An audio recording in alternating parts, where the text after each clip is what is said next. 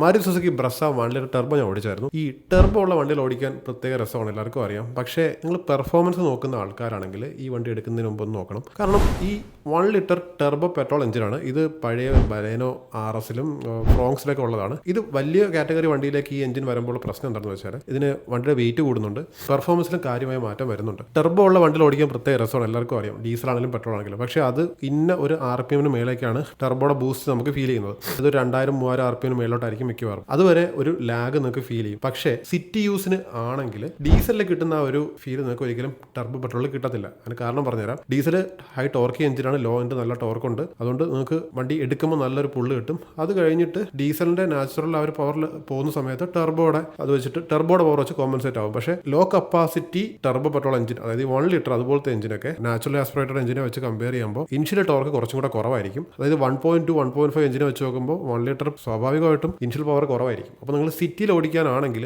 ഈ വണ്ടി അത്രത്തോളം പെർഫോമൻസ് ഓറിയന്റഡ് ആയിട്ട് നോക്കുന്ന ഒരാൾക്ക് സ്യൂട്ടബിൾ ആയിരിക്കില്ല ഈ എഞ്ചിൻ വരുന്ന വണ്ടികൾ. പക്ഷേ വെയിറ്റ് കുറഞ്ഞ വണ്ടികളിൽ പിന്നെ പ്രശ്നമില്ല, അതായത് ബലേന പോലത്തെ വണ്ടികളിൽ. ഈ കാര്യം മാരുതി സുസുക്കി മാത്രമല്ല, മിക്ക കമ്പനീസിനും ആപ്ലിക്കബിൾ ആണ്. അതായത് പെട്രോൾ എഞ്ചിൻസിന് ലോ കപ്പാസിറ്റി വണ്ടികളിൽ ഫാമിലി യൂസിന് വളരെ പതുക്കെ ഓടിക്കാനാണ് നിങ്ങൾ നോക്കുന്നതെങ്കിൽ നിങ്ങൾക്ക് ഈ എഞ്ചിനുള്ള വലിയ വണ്ടികളും ചൂസ് ചെയ്യാം, കുഴപ്പമൊന്നുമില്ല. അത്യാവശ്യം ഡീസന്റ് മൈലേജും കിട്ടും. പക്ഷേ നിങ്ങൾ നല്ല രീതിയിൽ പെപ്പി ആയിട്ടുള്ളൊരു വണ്ടിയാണ് നോക്കുന്നതെങ്കിൽ ഈ ടർബോ പെട്രോൾ വണ്ടി നിങ്ങൾ സിറ്റിയിൽ നല്ല രീതിയിൽ ടെസ്റ്റ് ഡ്രൈവ് ചെയ്ത് നോക്കിയിട്ട് ഈ വണ്ടി എടുക്കാവുള്ളൂ. കാരണം സിറ്റിയിലൊന്നും ആ ടർബോ ബൂസ്റ്റ് കിട്ടുന്ന ഒരു RPM നമുക്ക് എപ്പോഴും ഓടിക്കാൻ പറ്റത്തില്ല. അപ്പോൾ ഇത് സിറ്റിയിൽ നമുക്ക് ഈ ഒരു ടർബോ ബൂസ്റ്റ് തരുന്ന ഒരു RPM കണ്ടിന്യൂസ് നമുക്ക് ഓടിക്കാൻ പറ്റത്തില്ല.